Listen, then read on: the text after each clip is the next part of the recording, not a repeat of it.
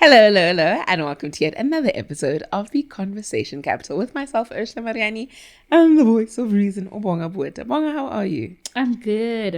How are you? I am awesome, thank you. So today, we've got a TikTok celebrity. Yes. You know, one of those people sensational on the TikTok streets. I don't know who's more popular between her and her mom, because she's put her mom on so much that I feel like we've fallen in love with her I was watching mom. their video from the Garnier event, I think, the Beauty University. Yeah. And how everyone's, Lerado's mom. Lerado's mom. I was like, I know that lady. And then I saw Lerato, I'm like, oh, Lerado's mom. Hi, Lerato. How are you? Hello, I'm good. How are you? Thank you so much for joining us. It's been a few months coming. I've been asking you to come for at least 3 months. Yes, thank you for having me. You know, I really enjoy your content, just to give people a quick overview as to, why I've invited you. I think some people manage to turn like a painful situation into such a laughable, comical thing. And you talk about so funny and so candidly the presence, or rather the lack thereof, of your father. Yeah. And you make the funniest jokes. I remember the first time I came across it, I said, this is going to be deleted later. Like, it's just so funny. And at first I thought it was a joke, and then I realized you were really speaking your truth about, not having your dad present. And so I wanted to chat to you for a while, I think over a year, and then like a few months ago I was like, actually, let me reach out to her. And so thank you so much for coming through. Let's start there. Hi, Lerato, how are you? Hello, I'm good, and yourself? I'm awesome, thank you. So maybe tell us a little bit about yourself. I think one of the things that obviously stands out, you sharing dad content, would be that, and your mom's black. Yes. And then we look at you and you're like, is her dad white? What's So the mixture then? let's start off with, who's Lerato and what's the mixture? Yes, so Lerato, she's love. Okay, the name means love. And I'm mixed with straight, just black and white. My mother is in Ndebele and my father is Caucasian. I don't really know him that well, but I know that his parents are from the UK. So that's all I know about like my mixture, that it's just straight black and white. So that would be first generational colored. Yeah, biracial. Yeah, biracial. Yeah. Mixed race. Yeah. And I'm 24 years old.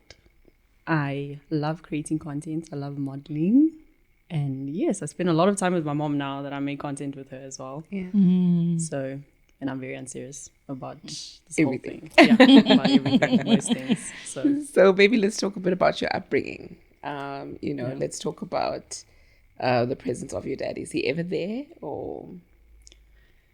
Well, I do remember him like visiting when I was younger, but I didn't know he was my father, because at the time, like, my stepdad was playing that role.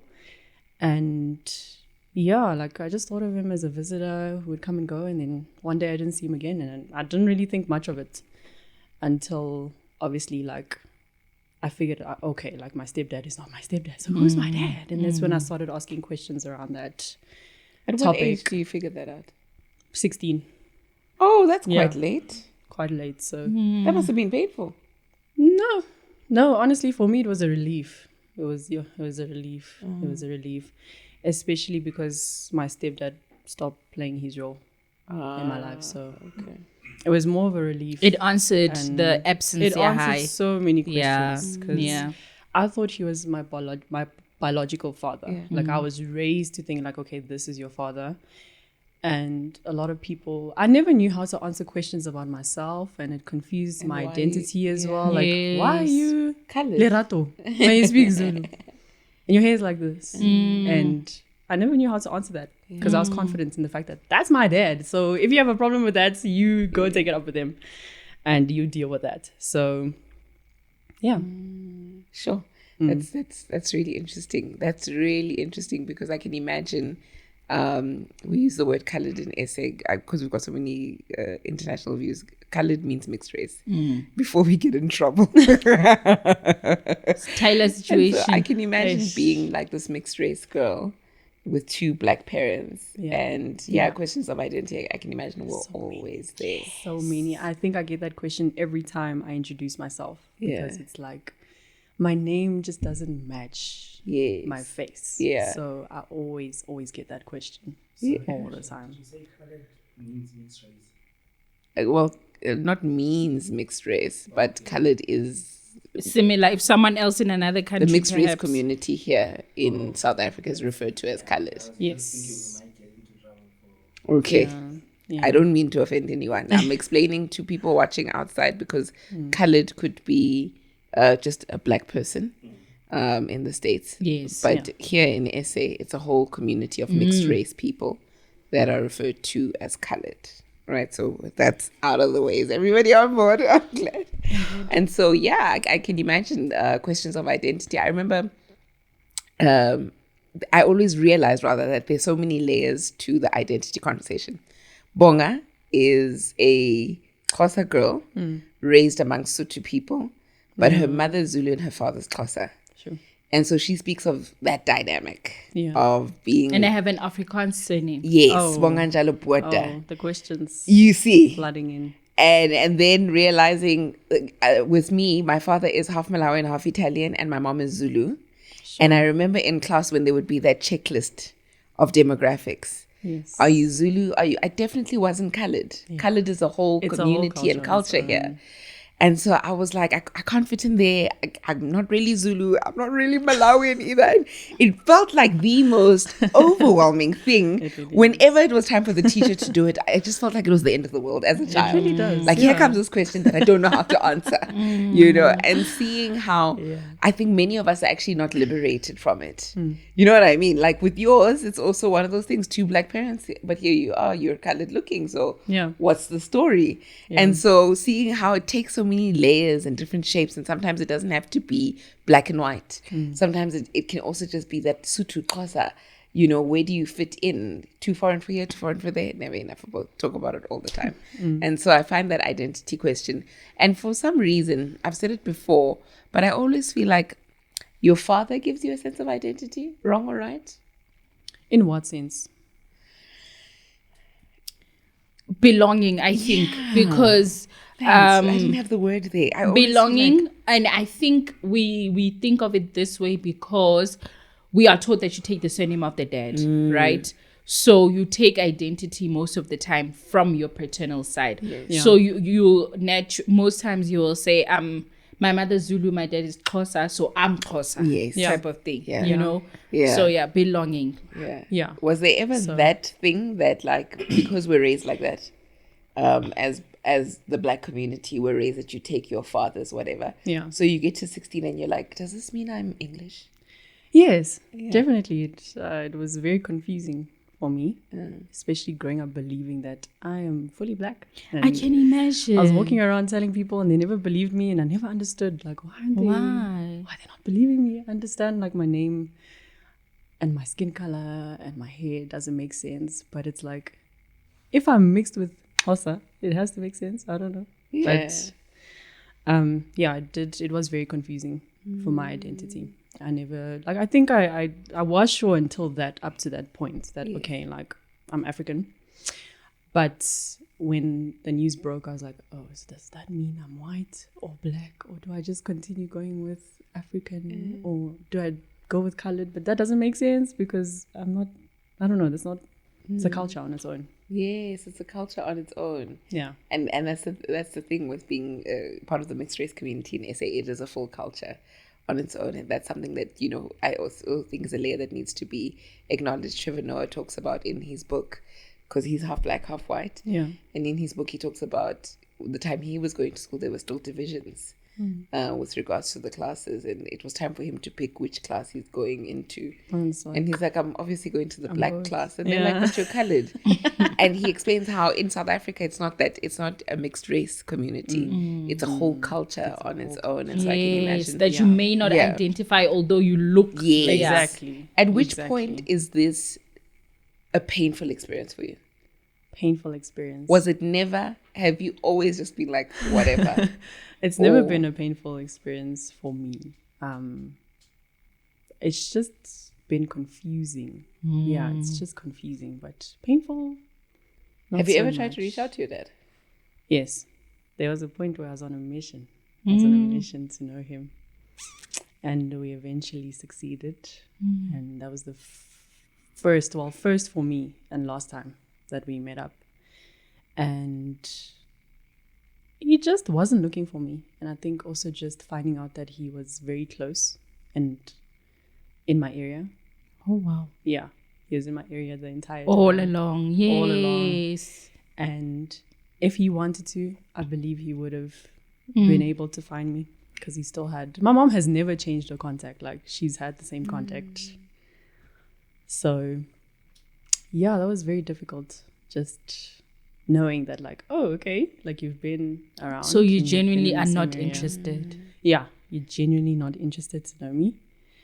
And I think I kind of just suppressed that when I realized, like, oh, okay, this is one-sided. This is one-sided. The desire to have a relationship is one-sided. Is that what you're Yes, saying? the desire to have a relationship is one-sided.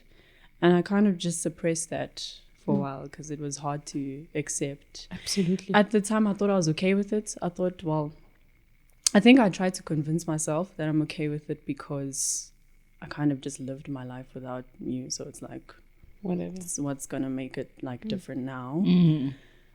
But it actually, when I started realizing how it affected me and just like my mental health, then that's when I was like, okay, I need to take this more seriously. Your mental health in what sense? So mental So health, you said it wasn't painful, meaning that it did affect. it definitely did affect me. Okay. Yeah, it definitely still does affect me to this day. And it's just that now I'm able to have more hope and be more unserious about it. But there are times where I sit down and I'm like, okay, this is actually heavy. Like, this is something that like shaped me as well. It really, really affected me. So, and I think just having I feel like I've been rejected twice, like by my stepdad and my biological dad. It just feels like a double rejection. So it's it does affect me to this day. I don't think it's something that I can just get over. Like, I think it's gonna take years of like going to therapy, doing the work. Of what that means. I'm even thinking now, maybe even romantic relationship wise, that's the first thought that comes to mind. Has it played a role? Definitely. And it started when I was younger, back in primary school already. Like, I was already just trying to find like that validation from males. And I didn't know it at the time. I guess I didn't really have EQ like that, but it really did. Always when you navigate your life as an individual, you can see like you get answers when you start seeking help, or maybe even to start growing up.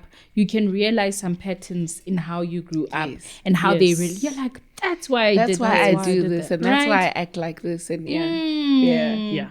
So, and I was always afraid of rejection. Like, rejection always felt like The end of the world. Yeah, it's the end of my world. Like, I'm depressed now. I'm not able to function.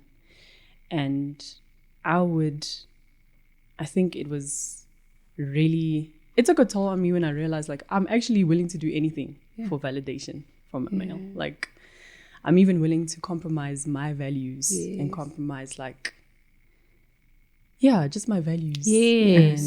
And what you want. And what I want. And what you stand for. I hear this. Yeah. Having created an online community that has found healing in you. You get what I'm saying? Yeah.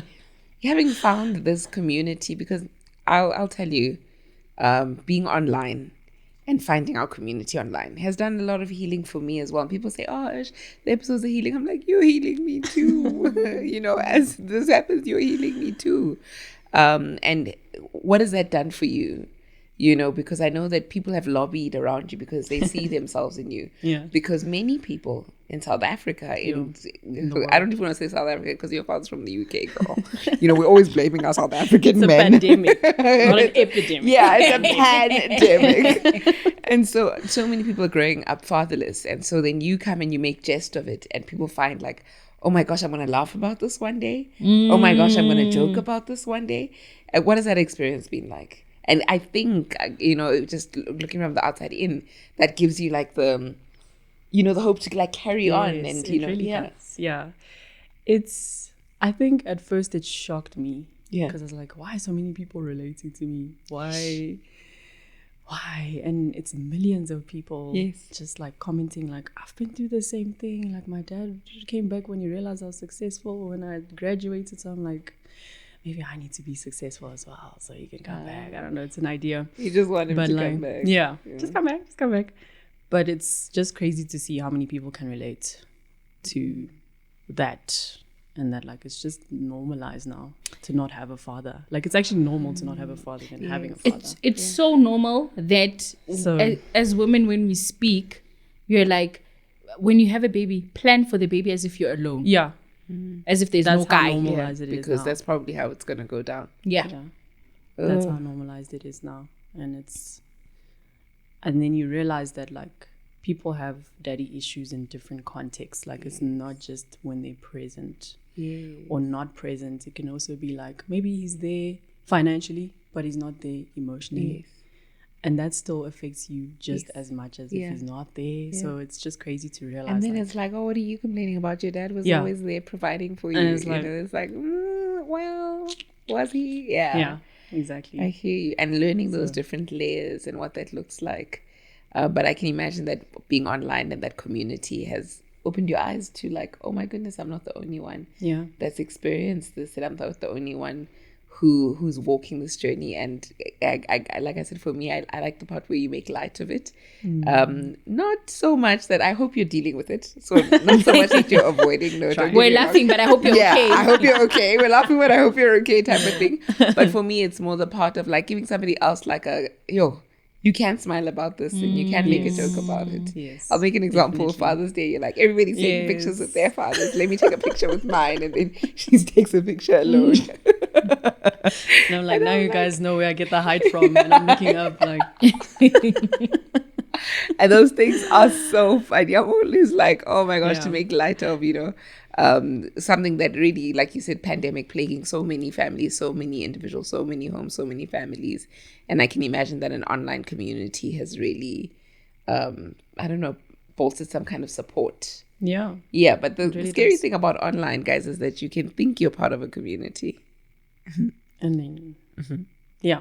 I didn't want to take it to a dark place because I've been talking about how much I love my online community. But it goes back to that parasocial relationship. Like the other day, I get excited for you at Beauty University. Yes. And Lerato looks at me like, and who's this now? I've never seen your face. I've never seen your face. And then I'm like, I messaged you the conversation. And she's like, oh, I'm coming to your podcast. I'm like, yeah. And it just reminded me again of like, I can imagine feeling, very supported and then picking up your head and realizing that, oh, but I'm still alone yeah. in this journey. It's still my yes. own. Yes, You get what yes, I'm saying? yes. The struggles I are get still you. my own. This Exactly. journey is still my own. It's a parasocial relationship. Yeah. Maybe I'm reading DMs, of people relating and whatever have you. But at the end of the day, when these issues manifest, I'm alone.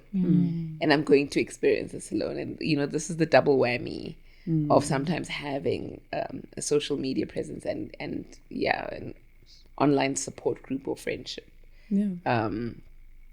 And you were speaking that off air. I don't know if you don't want to talk about it, that's fine. We can skip over it.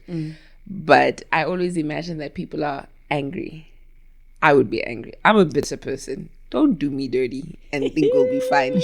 We're beefing forever. That's my line. We beef it forever. But you openly said, if my dad walked back into my life, life is short, I would welcome him with open hands. Of course. And, you've hinted towards it now in the episode. Yes. And as you were saying it, you were sitting there and I was like, this girl's playing. I would never take that guy back, Yes. And what makes you that person, Lerato? I can't take any credit for that. Yeah. It's Jesus. Oh. It's Jesus. I met him back in 2023 and he changed my heart and he changed my perspective on the situation because I was angry for a long time. Still do get angry, but he like pulls me back and he comforts me in that. And I've also learned the importance of like forgiveness. I'm not perfect either. I feel like me not forgiving someone is basically saying I'm perfect and I can't do no wrong in anyone's eyes. Yeah. So I kind of just see it as like he's living life for the first time as well. And I don't know what happened. I wasn't there when everything happened. So I don't understand it. And again, I'll say it again, the Lord is the one that gave me the strength to forgive. And I do desire the relationship. I feel like that's the most important thing. Yeah. The relationship. It's more important than how he handled it and Just moving his forward. rejection. Yeah. I think that's more important. There's a time where you met with a sister of yours. Yes. I remember That is her. Yeah. Yeah. Yeah, she's from my dad's side. Oh, yes. I Yes. picked that up. Yeah. We didn't see her, but I think we picked up that she's white. Yes. What was that yes. experience like? And does she know your dad? Does she have a relationship with? There were so many Yes. questions that we had. Yes. Ask her. We were ask just like, her. girl, you're giving us a little bit here. Yes. What's that like, seeing somebody that gets to fully embrace their dad? Wow. Then this is gonna shock you. With her, it's the same.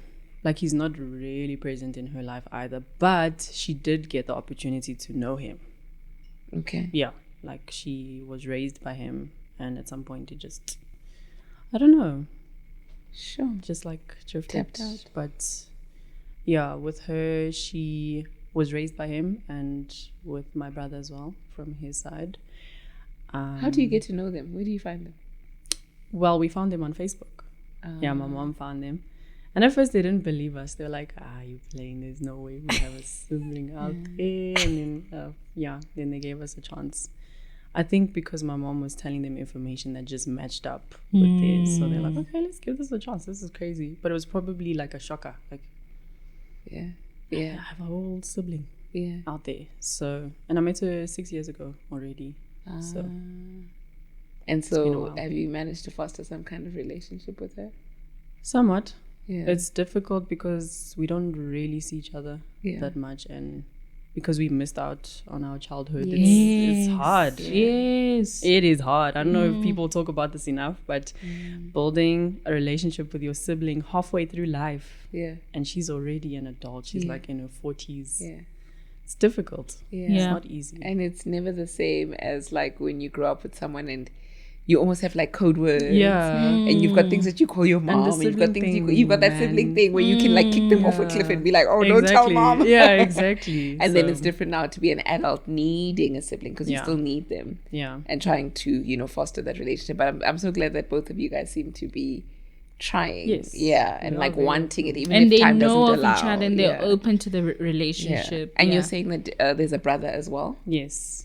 So he's also very open to getting to know me. He just lives in Hong Kong. So I only see him once every 3 years. But he'll make the effort. When he's here, he'll say, like, let's Let's hang out. just go for lunch, get to know each other, and then we'll hang for an hour, and then it's over. So that's why it's hard, like an hour. It's like we're in the talking stage forever. Yes. Yeah. And because Yeah. you spend a long time not seeing each other, then you have to start over each Over. time. Each time. That's how it is. I last left you when you were in creche. Literally, it's like so much to that. catch up on. Yeah. So yeah, it makes it very difficult to get to that stage of like, oh, we're siblings, and they'll tell me in passing like, oh, we have a holiday coming up, and like, I also want to come, please invite me. And it's just we're just not on that level. Yeah. Yeah. And then, girl, Yeah. my heart just, when you said that, I hear that. Yeah. Yeah, I hear that. And so he only has 2 other kids that you know of. Yes, that I know of. Okay. And then I know we spoke about the part where you're open to meeting him, right? And you've just you have reached a different level through Jesus of forgiveness, right? Now I want to know how does Lerato become, or is it just Lerato being unserious? How does Lerato become so comfortable speaking about it? There's a lot of shame sometimes, right? And we want to cover this aspect, especially if you're going to be someone in the public eye, Yeah. A lot of people want to come off as my life is okay and whatever. So how does Lerato reach the place where she's like, you know what, this is me and that's it? Or it's just Lerato being Lerato. There's nothing deep to it. So it's actually both. I've always been unserious, but I also think that it would be selfish of me to keep that like away from people, to be like, this is how I have hope, this is how I'm able to joke about it. It just feels, because I wouldn't want anyone to know this pain of not having a father. So when I do see other people going through the same thing, like, I just have it in my heart to be like, this is how I am dealing with it, and this is the only way that actually helped me. This is the only way that worked for me. Because trust me, I've tried, and tried therapy. I've tried talking about it to my friends, which helps, but it's not the same. It's not the same. It's not the same as actually giving it to God and being like, you know what, this is painful. This is a lot. Like, take it, hold it for me. It's too heavy. And listening to you, it's an assumption. You can correct me if I'm wrong. I get the sense that your mother is very supportive of that journey of you, firstly, knowing who your father is. It was never secretive, especially at the stage of the transition from knowing your stepfather isn't your biological, and then going to find I feel like that's a bit of a different experience. Some people is like, this man left me and left me with you. We are not going to talk about him. You know? Yeah. I can tell you who he is and that's it, but I'm not going to support your journey. And they'll find it as a betrayal looking for them. Yes. Yeah. You know, but it seems like your mom has... She's so supportive. She always has been. Especially when she realized that, like, okay, your stepdad is... Like, now we have to reveal that he's your stepdad. She was very open to helping me finding my biological father. She's always been supportive of me knowing him, knowing more about him, meeting him, all of that. So that is so great, yeah. Because you get kids who don't want to delve any deeper because they can see that for their parent, it's not something they want to touch on. Yeah. So that's really awesome that you have that. Yeah. Yeah, you're right. Actually, it's very big of your mom. Yeah. You. Because, I did this by myself. I'd be like that. I'd be like, no, I did this by myself. What do you mean you want a relationship with him? You have a relationship with me, girl. I raised you, you know. And then for somebody to, and even like you're saying, even up to now, you're like, I'm willing to receive this person back into my life and to have him be present. Yeah. Any other mom would obviously take that, girl, we don't need that person. You know, I've been here from day one, and so that can be quite a tricky experience. But fine, since opening up, what has social media done for you so far? You know, what are the steps? Because I know you're into modeling now, and I'm assuming it's through TikTok. And everyone's like, oh, look at this pretty girl. Actually, come and model some lotion for us. And so, you know, walk us through, you know, what has it done for you so far? Social media has attracted brand deals. So that's been really cool. Yeah. It's also kind of like helped my mom and I get closer, because we weren't always close. We weren't always this close. So, really? You guys look thick as thieves. Yeah. We weren't always that close growing up. Yay! It was a rough one. But yeah, it's also helping us become closer.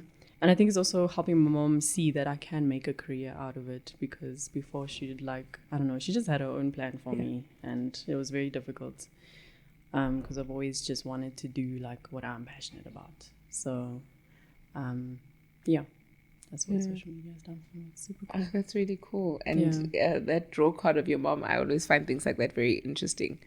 Nadia Jafta. You guys know Nadia Jafta? Yes. Nadia Jafta is the biggest in SA, actually. There's nobody who doesn't know. You know Nadia Jafta. I'm not sure. Maybe if I see a picture. She also like roped in her mom and her grandfather. The grandfather. And we're like obsessed. Like if she posts a video without them, we're like, actually, we're not here for you. We're here for your granddad and your mom, you know? Yeah, so that's how it is. Yeah, it's always very interesting. Like when you walked in, I'm like, where's your mom? Standard. Should have brought her. I mean, really. Yeah, she's effortlessly funny. It shows where you get your unseriousness. Yeah, absolutely. So, that's really cool. And just seeing how, like I said, brand deals come through, and then all of a sudden a career is being made of this thing, and you know, like a career is being made of your hurt. I don't know, is that the right way? Yeah. I'm capitalizing. If you're not gonna be here to give me maintenance, I'm gonna get a job at our story. Exactly. Monetizing on the trauma. It's not gonna be in vain. This pain is not gonna be in vain. Sure. Silly. Somebody's at home. Somebody's laughing. And what are your parting shots or like words that you would say to a young girl at home? Or even a young boy? No dad, no mom. And they just found out they're 16 I'm year old sorry. you. Before we part, I've been doing this to you today. Yeah, a lot. Before we part, ne? I watched this lady. I mentioned her so much. Hopefully she'll be like, you mentioned me so much. I'm going to come on your podcast without an invitation. Millennial mom, Yes. Mandisa Dlangisa, right? She's raising 2 girls with fathers that are not present. And she speaks about, and I'm remembering this as you spoke about, hey, it was rough between me and my mom, right? She speaks about the fact that in therapy, she learned that the behavior of one of her daughters was due mostly because of the absence of the father. And then the daughter had the resentment of the mother because she was there. So almost like your presence is highlighting the absence of my father. You know? So she showed, your presence is showing the absence of my father. So do you think that there was times where you resented or almost retaliated against your mother because of this gap that you're feeling, the presence of your father with the rough patch, or could you relate it to maybe what is this? What do they talk about when you're like, I don't know, exhibiting feelings to someone, retaliating? Yes. Yeah, do you feel like do you feel like there was ever a time where, you know what, I gave this woman a tough time because of actually I desired a relationship with this man? Maybe subconsciously, not directly. I've never directly felt like, actually, no, because my mom is present, I'm actually more angry about my dad not being here. I know it wasn't directly, but maybe subconsciously. Because like I said, we weren't always close. We weren't always friends. It was always just a strictly like mother-daughter relationship. And yeah, sometimes But I isn't it struggle. also natural to the age that you are? Because it's mother-daughter all the way till like 18, 19. Yeah, Absolutely. Exactly. It doesn't really, So because like if anybody spoke to me at 18 and say you'd be like cackling with your mom throwing your neck back, I would be like, that is never going to happen. Yeah. it just You never know, so it's happened also that just a function of age. So not to necessarily say that you weren't close, but it was a function of that era that you were going through. But now you're Absolutely. officially entering into the adult phase where you guys become friends and very close And friends. you start seeing your mother Yes. as more than just my mother. exactly. Yeah, as This is a Mugele. person with personality. Yes. And I still funny. can't be disrespectful, Oh, no. but we can chat. Oh yeah. My mom's Yeah, always like, we "Don't can think I'm be your little friends. friend." I'm like, "But we are little friends." What do you mean? We are little friends. What you talking about? She still has authority. Yes. Absolutely. But I did struggle with the fact that like my parents weren't together. I think that is the struggle. We're like, why couldn't you just keep a relationship? Like, why couldn't you? But it's also like, again, I wasn't there and I don't understand the situation. So it felt wrong of me to have those emotions and thoughts. So Do you ever feel raw off the back of some of the humor?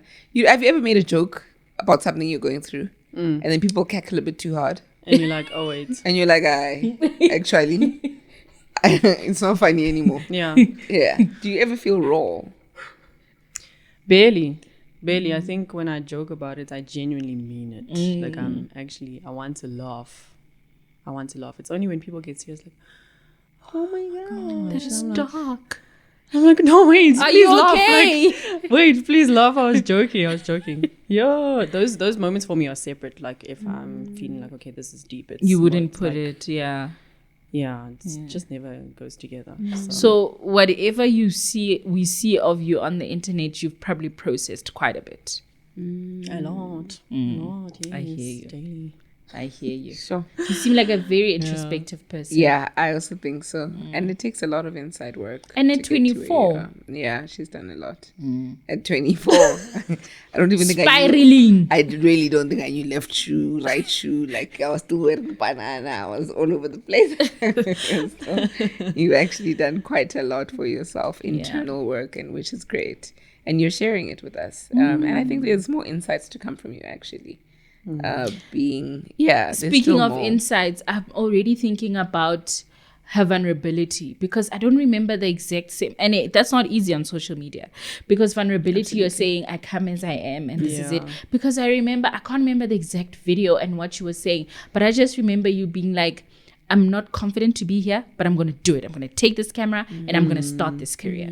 That's how you started. You didn't start at, go type of thing. You had to do some work. So even like you're saying, she has a lot more to give, like on the topic of vulnerability. Absolutely, yeah. I can imagine you at 30, girl. We are watching out for you. Can I do a parting shot? No. Yes. Can I, ma'am? Yes, we can do parting shots. Young lady at home, young guy at home, watching, saying, hey, man, I don't think I'm ever going to laugh about this. Sure. What do you have to say to them? What I have to say to you who is watching, who is feeling rejected, abandoned by your parents, could be your dad, could be your mom. What I do have to say is pursue the Lord with everything in you, and He'll do the rest. Sure. And He'll do your work and start fixing. You know, as you're saying abandonment, I'm thinking about, I know a lady who was left in boarding school by her parents. So her parents are together, they're a happy family. And she was sent to boarding school rather. I think she was in like grade 3 or grade 4. And she's carried so much resentment. And now through therapy, she's realizing because she feels abandoned and the different ways it's manifested. Like she's very clingy with her children. Yeah. She wants her children to know that mommy is here. Okay. I'm dropping you off at school, but I'm right outside the gate type of mom, like very present and, just trying to really overcompensate for what was not there. And, what it means now for the parents that are now still in her life. They never left. They're still both alive. And I know you've already spoke to them, but if you could speak about the different manifestations of abandonment in your life. We spoke about relationships and what it looks like to like try to cling on and just not be rejected by this person.